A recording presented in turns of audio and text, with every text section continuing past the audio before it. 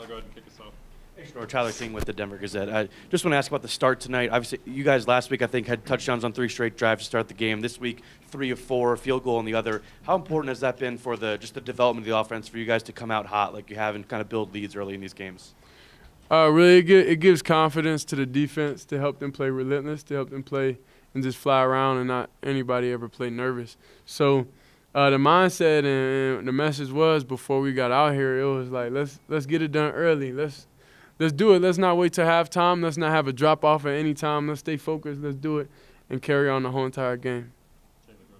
Hey, Shedeur. Taylor Sadusky, Sports Illustrated. When you go into a bye week, what is your game plan as a quarterback, just trying to reach? Get healthy.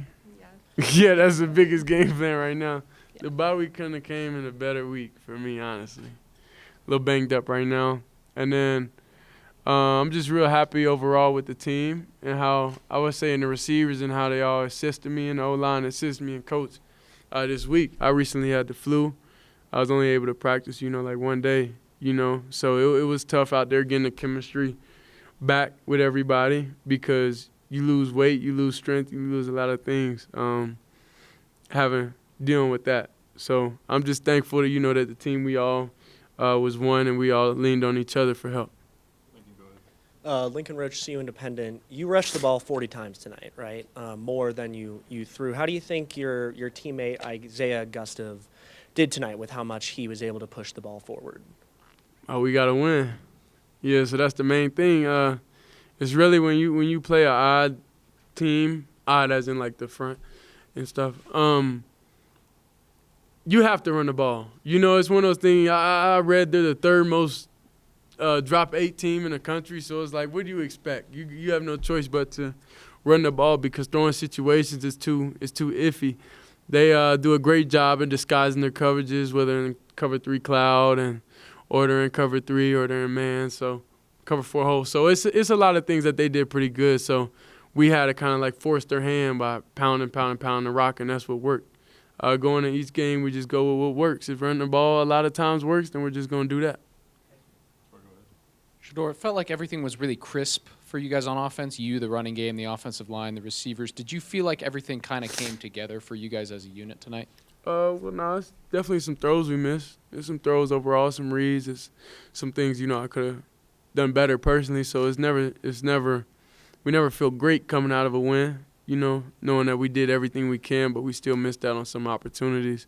So it's just watch the film during this bye week, watch the next opponent that we're going to play, and just get healthy. Shedeur, Trent Finnegan, Scope Up Sports. Last week, you and Hank weren't totally on the same page. What were your thoughts on how Hank played tonight and how he rebounded from that performance last week? Me and Hank have a funny relationship because I said, hey, bro, I threw 2 picks last week, bro. You can't feel worse than me, bro. Like, you can't. There's no way you can feel worse than me, bro. So it was funny that we was able to share that moment. And then Hank's a great guy. He's a great player. And in some situations, I say personally, I put him in by leaving him down there so long to where he anticipates getting off the ball. He anticipates a lot of things. So I blame that on myself, and that's why I communicate with him like, that's on me. I gotta make you more comfortable in those situations. And pretty much we did it. So at the time, we get into it for a quick little 3-4 seconds. Then when we get to the sideline and we talk about it, and we go back to normal. We go back to plan. Hey, Shedeur, I have 2 for you real quick. Sticking with offensive line, this is the 2nd straight game that they've played well and kept you pretty clean. 1 sack each game. Do you feel like that group is coming together? That 1 sack is on me, but it's really on Trav, though. It's on Trav. It's on Trav.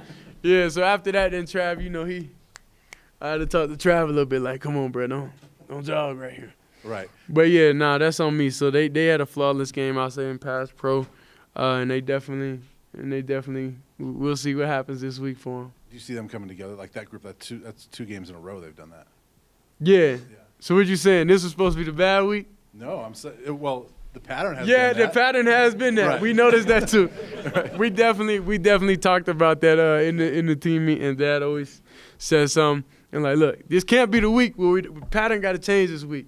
So then everybody took that. And it's real competitive in there. It's real fun.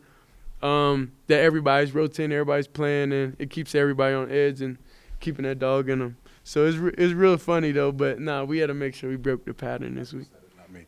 Yeah. But one other question for you is, I know you guys have bigger goals, but bowl eligibility, this program and these fans have not seen that a whole lot in the last 17 years. This is only the third time. How big of a deal is it for you and this team to get to 6 wins and do this for yourselves, but also for the fans? It's big. It's big for us because it's big for the fans. Us, we don't look at any game as we look at every game that we play as a possible win. So we don't go into the season or looking at the schedule like, oh, we're only gonna win 6 games. Like that's not what happens. So the fact that we do it, it just that we did it, it just trust our process that we're using. And we're not even hitting our peak, nowhere close. We still got a lot of things we got to clean up. We still got a lot of things offensively we got to excel more at. So it's just a great thing. It's just a great badge of honor for now. But we got bigger aspirations. Hi, Shedeur. Clayjanae here. I just wanted to ask you, how do you plan to build on this victory for the rest of the season? Each win definitely gives us a confidence boost going into the bye week. We got to practice a lot. And I talked to Dad about that. We had to practice a lot over the bye week, but it's really it really helps everybody mentally, I would say. You put in a lot of hard work day in and day out, and you got to get the results, that you put in. So we all studied. We all spent time after time talking through all these different scenarios. If they come out, do this, then we finally get out there, and it's everything that we want and everything that we've seen overall. So then it's real exciting. So next week, go study the opponent, study who we're going to play, look at the past 6 games. How many games we play? 4 more. 8. So look at the past 8 games and just see what we could have done better and see any patterns that we have, switch up everything, and just be ready for the next game. Hey, Shedeur. You started the game 15 for 15, which set a school record. So what was working for you? What did you like seeing from that defense in the first half? It was really Dad talking to me on the sideline saying, Dad talked to me pregame when we walked down. It was like just how many completions. And that's what we focus on, just completing the ball. We don't focus on really making bad throws. Like everything has to be crisp and really precise. So that's the expectation, and that's what we live by. So some games when we get out of that, it's kind of like we got to get back to our basics, get back to what we're doing good. Last one, go ahead, Michael. How you doing, Shedeur? What's up? Good. How you feeling? A little banged up. Okay. But we won, so it make it feel a little better. For sure. All right, so you rated as the top quarterback to come off the board in the draft. Mm-hmm. You got to tell me, like, not being in the Heisman conversation, you can't give me the cliche answer. How does it make you feel realistically? It's a lot. It's a lot of feelings that go into that. But I feel like if it's out of us, you got to think. They're not going to give 2 players on the same team. You get what I'm saying? Me and Trav. Just deal with it's not going to happen like that, So it is what it is. I don't really look too deep into that. I just want Travis to win, of course, and that will be almost like I won because I threw him the ball. So when Travis, he is the best player in college football, hands down. And I'm excited for him to win it.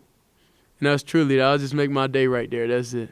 Like whenever he was for the NCAA game, like just seeing him on there, knowing the sacrifice that he took, to make all this happen, come to HBCU, come here, and no matter how much money he was offered and all the crazy type of stuff I heard that he told me, I'm like, yeah, bro, you're a good friend, bro, you're a good brother. Yeah, so I'm just excited for him. Everything he could get all the accolades and everything. That's fine because he deserves it. Definitely.